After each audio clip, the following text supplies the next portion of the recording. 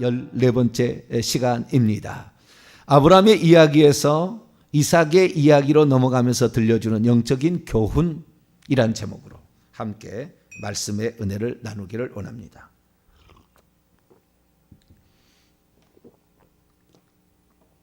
창세기 12장부터 25장까지에서 아브라함 이야기가 끝납니다. 오늘 창세기 25장 왔는데 1절부터 오늘 다 읽어야 되는데 생략했습니다. 우리가 중요한 부분은 한 구절도 몇 시간을 해야 되는 것이고 어떤 부분은 넘어갈 수도 있습니다. 오늘 본문 그 앞에는 이스마엘의 족보도 나오는데 우리가 이스마엘 족보까지 다 할 필요는 없어요.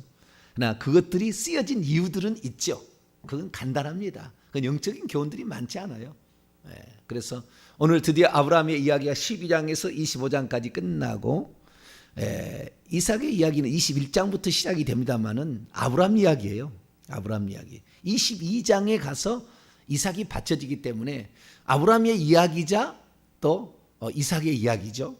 그런데 오늘 이제 아브라함이 죽고 이제 이삭이 시작된다 생각이 되잖아요.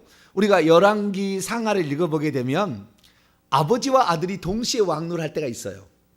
아버지가 아들이 왕이 있다가 그리고 같이 이렇게 몇십 년 동안 한 사람도 있어요. 왕노를 하다가 그다음에 아버지가 죽고 아들로 이어져서 홀로 왕노를 하는 시간이 있습니다. 이게 이 성경을 연구사를 보게 되면 몇 살부터 몇 살까지 아버지가 왕이었는데 아들하고 몇 살이 겹쳤다, 이게 겹쳤다. 그리고 이 겹친 시대부터 해가지고 또 이렇게 살다가 또 누가 겹치겠죠, 아들하고. 어떤 게 못 겹치기도 죽고 바로 교체된 도 있어요. 근데 겹친 왕도 있습니다. 그 이야기가 바로 21장에서 이제 25장까지가 이삭과 아브라함이 겹치는 장면이죠. 근데 이제 대부분 아브라함을 중심으로 펼쳐지고 있어요. 그리고 이제 이삭의 이야기가 펼쳐질 것 같은데 오늘 25장 우리가 읽었습니다만은 내일 이제 그 아들들이 태중에서 싸우는 임신한 이야기는 야곱과 에서의 이야기거든요. 이삭의 이야기는 없어요. 보면은 벌써 이 25장 하반절에 가게 되면은 팥죽 사건도 나와요. 야곱과 에서의 이야기가 나오는 거예요.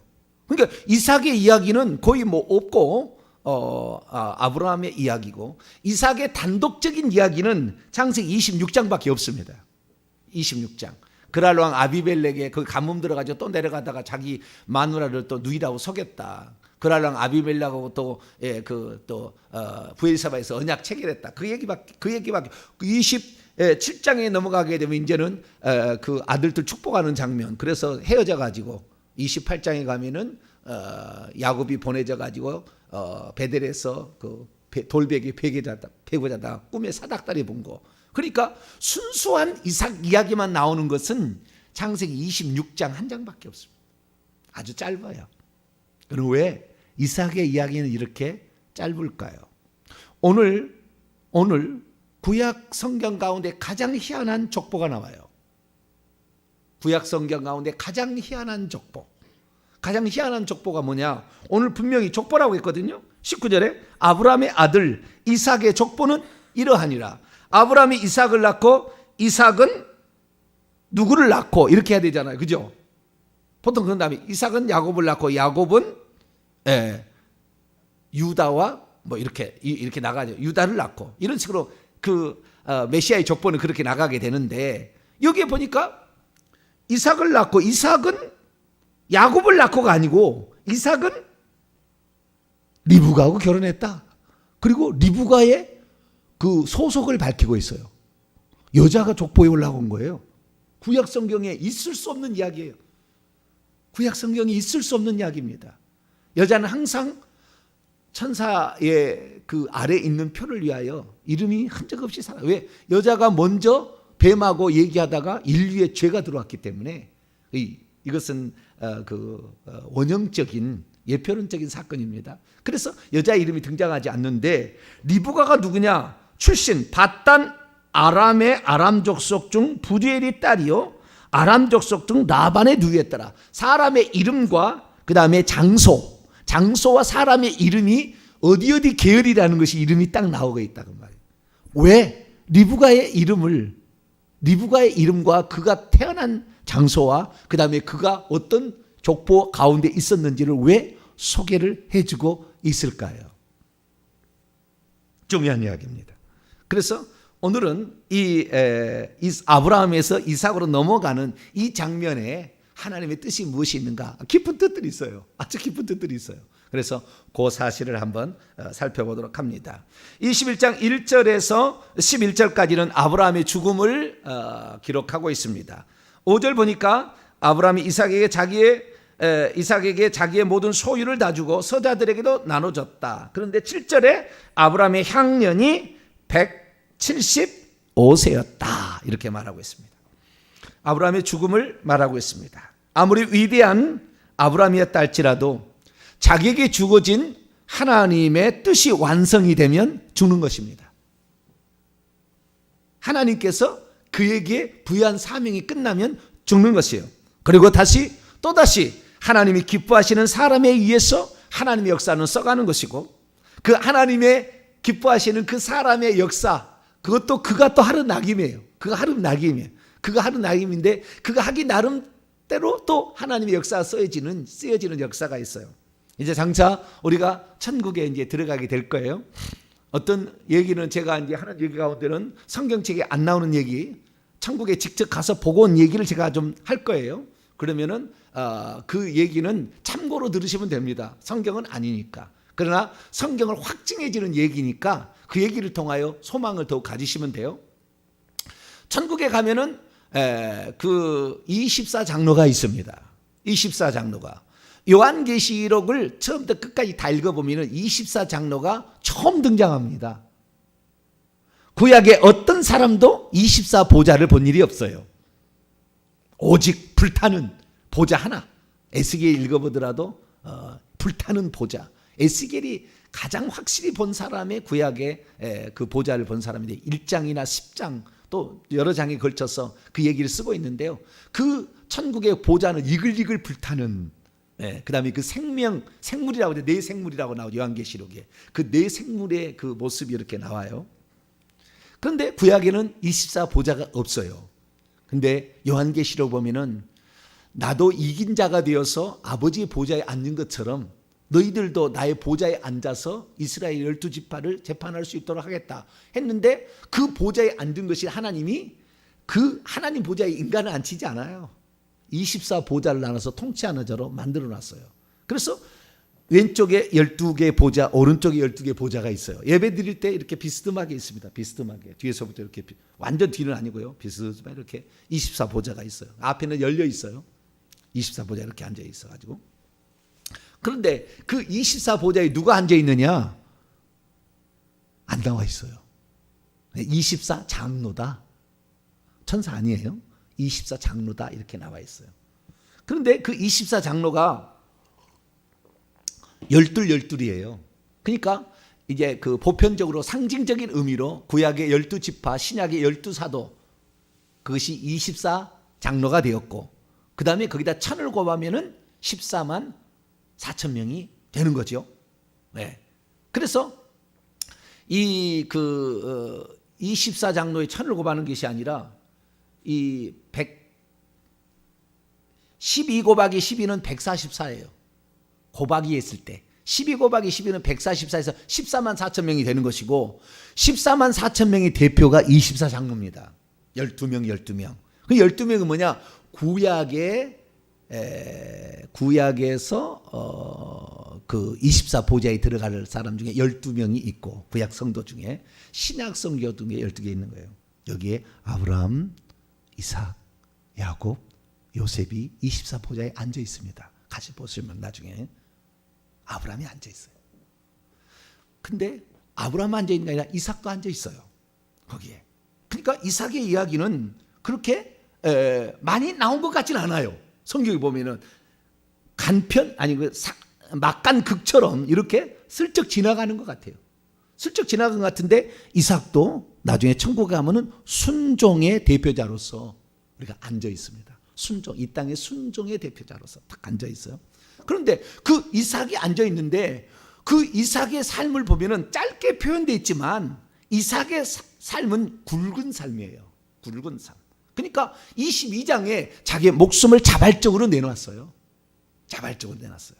그렇기 때문에 아브라함의 역사는 시작의 역사, 어떤 일의 그 가문에 어떤 일의 시작을 하는 사람은 처음에 시작했던 어떤 그 시조, 이런 것의 대표로서는 아브라함이 천국에 가면 24 보좌에 앉아 있어요. 시조, 어떤 걸 시작하는, 가문의 시작, 뭘 시작하는 것인데, 이 아브라함의 이야기는 결국에 그가 복의 시작이 되는 거잖아요. 믿음의 가문의 시작이 되는 것이고, 그래서 그 아브라함의 이야기가 정말 파란만장한 생애를 살다간 그 아브라함의 이야기했지만, 이삭은 그렇게 많지는 않아도 그 이삭은 천국에 가면 그 보좌에 앉아 있는 것처럼 엄청난 거인데, 그 이삭은 가장 핵심이 뭐냐?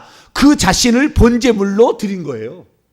그러니까 이삭의 이야기는 창세기 22장 이미 끝난 거예요. 이 땅에 보내진 목적이 뭐냐? 아들로서 이 땅에 와서 십자가에 죽는 구속사역의 대표자인 거죠.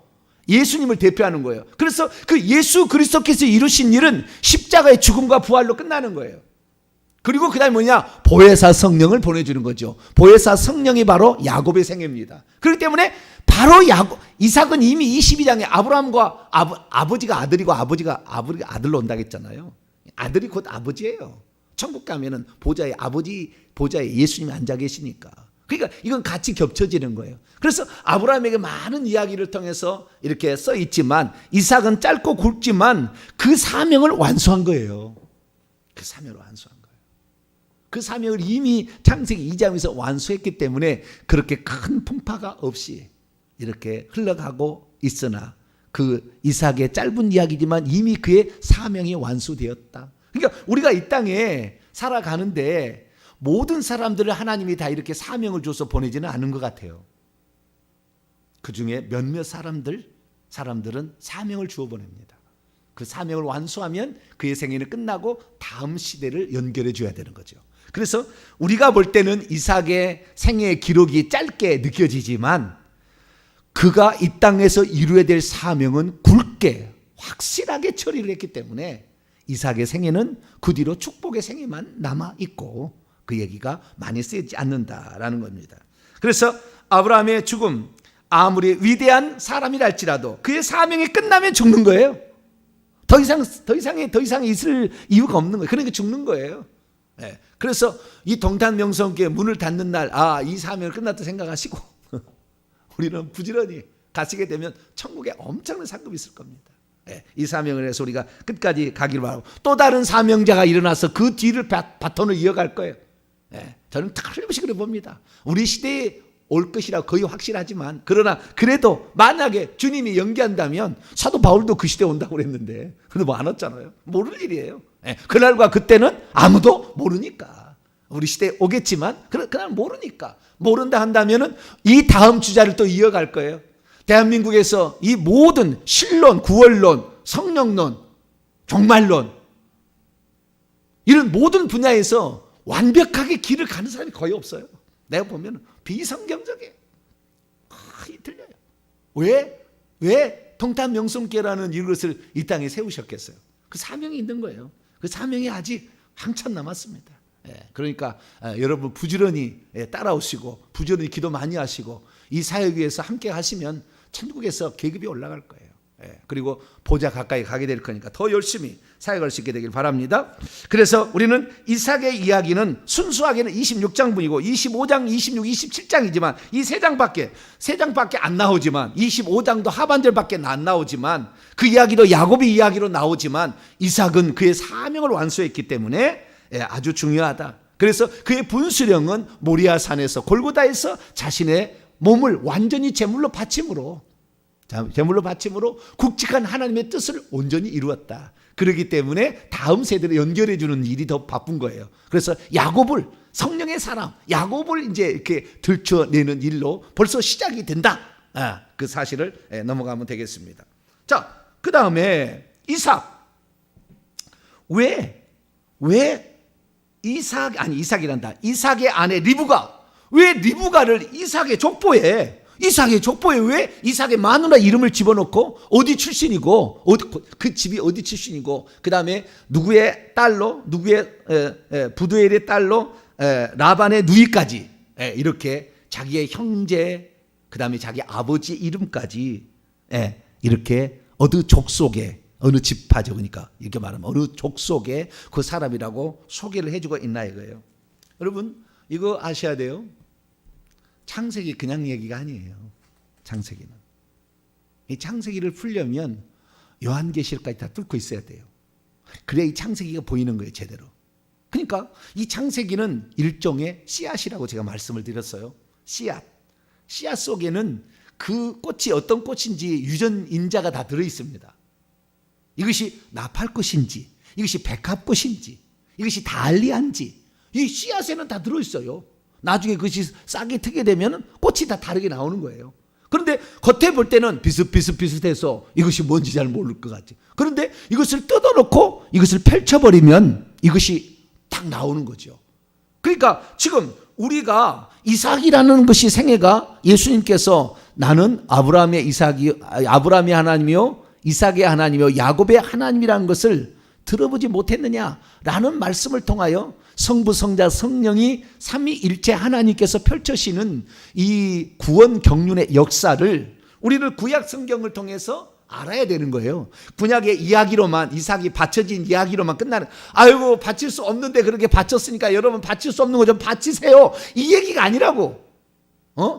우리 주님께서 어떻게 너희를 위해서 헌신했는지를 그걸 알아라. 하나님 자신이 와서 아들로서 죽었다. 너희는 과연 뭐야? 이게 나와야 되는 것이지. 우리는 도저히 바칠 수 없는데 우리 자신을 바쳐야 됩니다. 그래서 이해가 안 되고 상식이 안 돼도 바쳐. 그 얘기 하라고 이 아브라함의 이삭의 창세기 22장을 쓰는 게 아니라 그 말이에요. 그렇게 하는 것은 틀린 건 아니에요. 그 얘기가 틀린 건 아니라고. 아브라함을 불러내는 것이 복 주려고 불러냈다 그냥 막 복 준다. 틀린 얘기는 아니죠. 틀린 얘기는 아니죠. 네. 그러나 왜 그를 불러냈는가 정확히 이유를 알아야 하듯이 우리가 알아야 되는데 족보에 왜 리브가의 소속을 밝혀놨느냐 이거예요. 그것은 단단한 겁니다. 이삭은 예수님을 예표하는 것이고 이삭의 아내 리브가는 교회를 예표하는 거예요. 예수님의 신부. 천국에 가면은 우리가 신부로 참여하게 되는데 그 신부로 참여하게 되는 사람은 우리가 가면은 우리가 들어가는 천국에 다 마을이 있어요. 마을이 있어요. 여기 보면 밧단 아람이라는 장소가 있잖아요.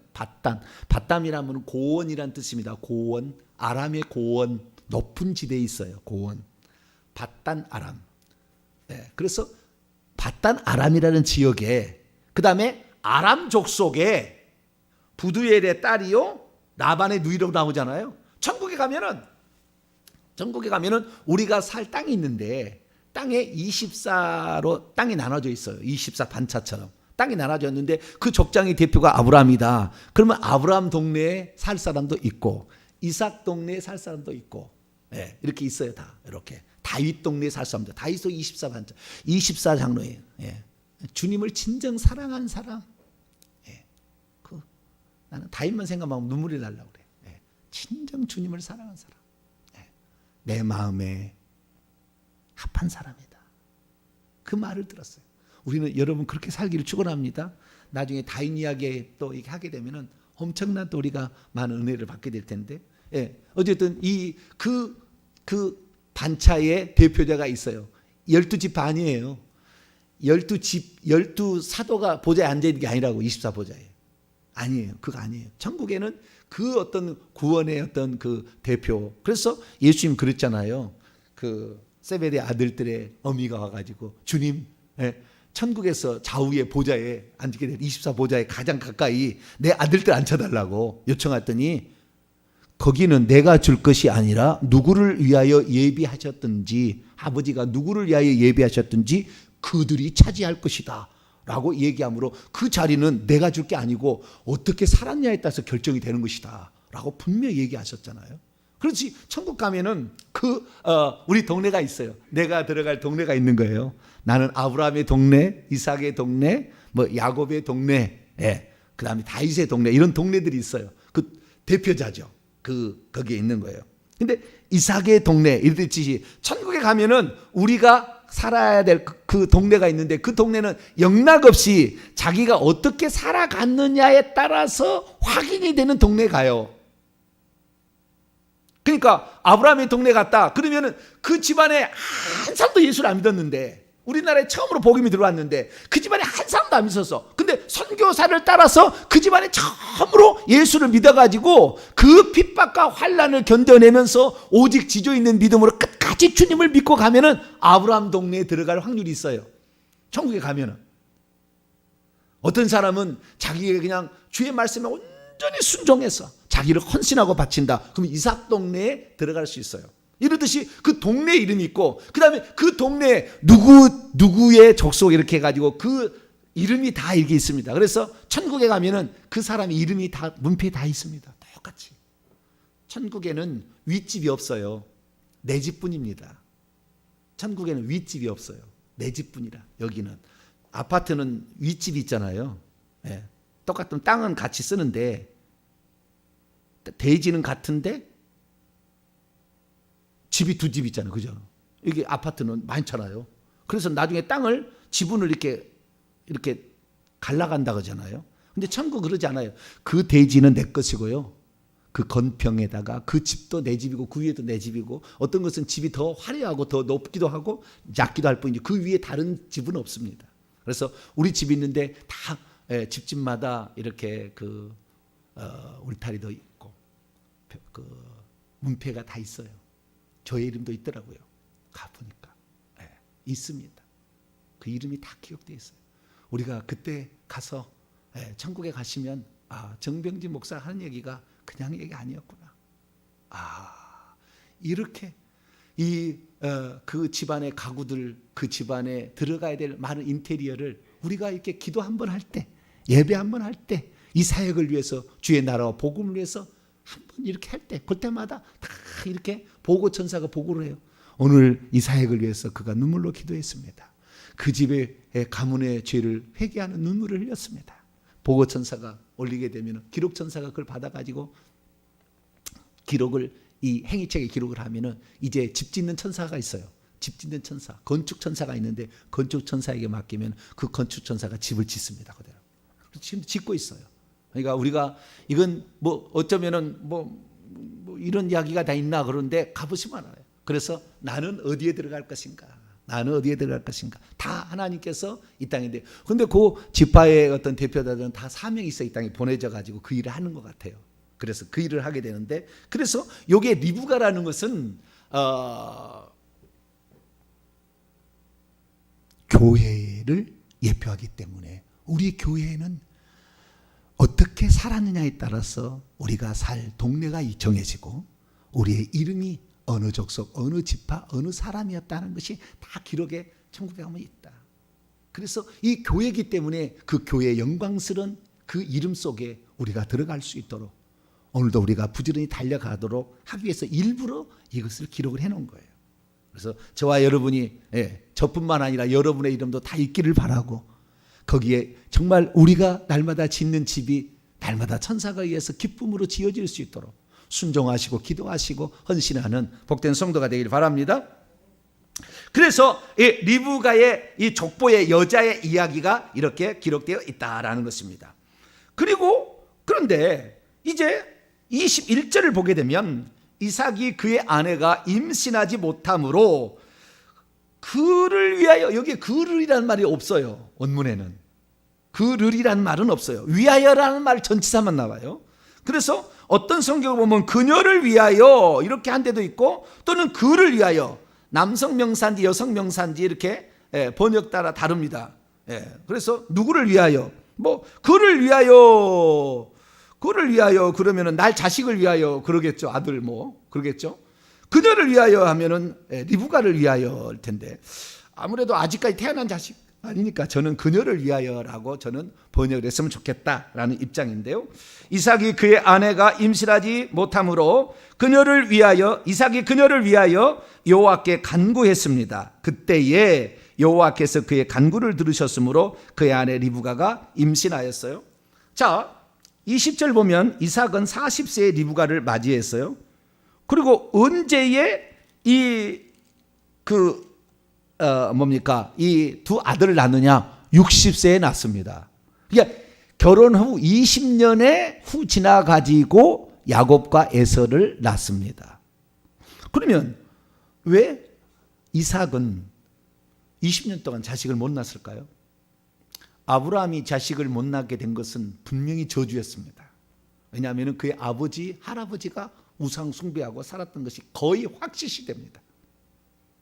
그래서 그 우상 숭배의 저주가 자식을 낳지 못하는 거예요. 자, 출애굽기 23장을 열어볼까요?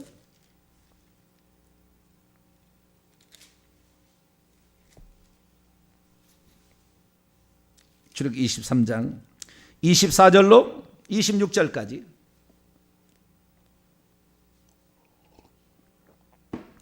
출애굽기 23장 24절로 26절까지 읽습니다. 시작. 너는 그들의 신을 경배하지 말며 섬기지 말며 그들의 행위를 본받지 말고 그들을 다 깨뜨리며 그들의 주상을 부수고 내 하나님 여호와를 섬기라. 그러면 여호와가 너희의 양식과 물의 복을 내리고 너희 중에서 병을 제거하리니 내 나라에 낙태하는 자가 없고 임신하지 못하는 자가 없을 것이라. 내가 너의 날수를 채우리라. 우리의 날짜까지 충분히 살게 되고 하나님을 섬기게 되면 임신하지 못한 자가 없다. 거꾸로 말합니다. 우리가 하나님을 안 섬기고 이방신을 경배하며 섬기게 되면 날수를 채우지 못하고 일찍 죽는 사람이 있다. 여러분, 귀신 있는 집안 일찍 죽어가 다 있어요. 일찍 죽은 사람이. 귀신이 역사하는 집안 보면 일찍 죽어. 자살한 사람이 많아. 일찍 죽은 사람. 특히 여자는 낙태를 했으면 많은 고통들이 있습니다. 많은 고통들이 있어요.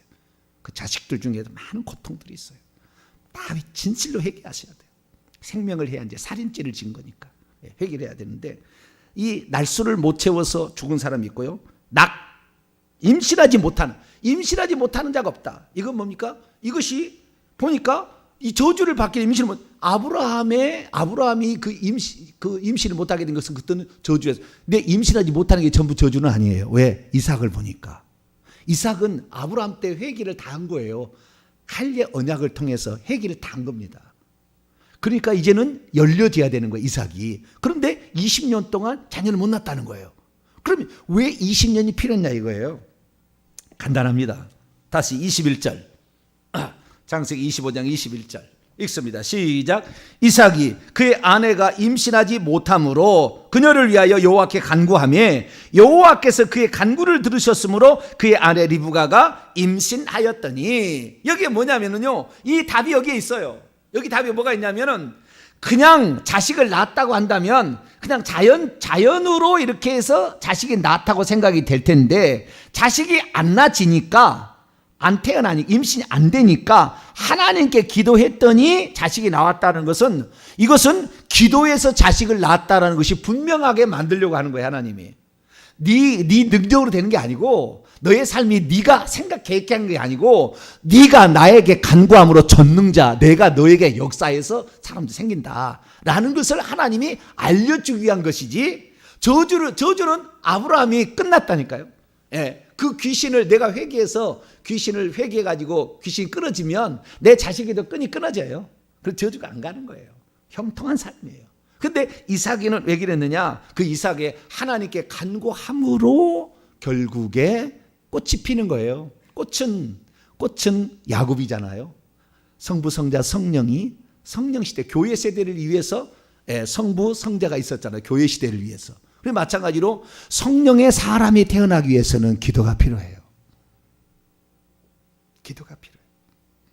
우리가 진실로 하나님의 역사는, 성령의 역사는 어떤 열매를, 사역의 열매를 맺히려면 반드시 기도가 필요합니다.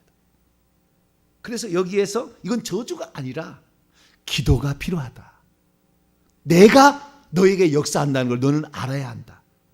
네 능력으로 되는 게 아니라, 네 능력으로 회개 청포음을 전할 수 있는 게 아니고, 네 교회라고 사는 것이 아니고, 오직 내 뜻에 의해서 하고 있다. 할렐루야. 정확히 알라는 거예요. 그래, 겸손해져야 돼. 우리는 겸손해야 돼. 어떤 일을 하든 오직 예수 그리스도께서 우리에게 부탁하신 일에 나는 다만 하나의 미랄로서 참여하고 있습니다. 겸손히 거기에서 이렇게 살아가면 되는 거죠. 그래서 이삭이 결국에 임신하지 못했는데 언제부터 이 생각을 했을까? 언제부터 이 생각을 했을까? 왜 자식을 못 낳았을까? 저는 곰곰이 생각을 해봤어요. 20년 동안을 그러면은 기도를 했을까?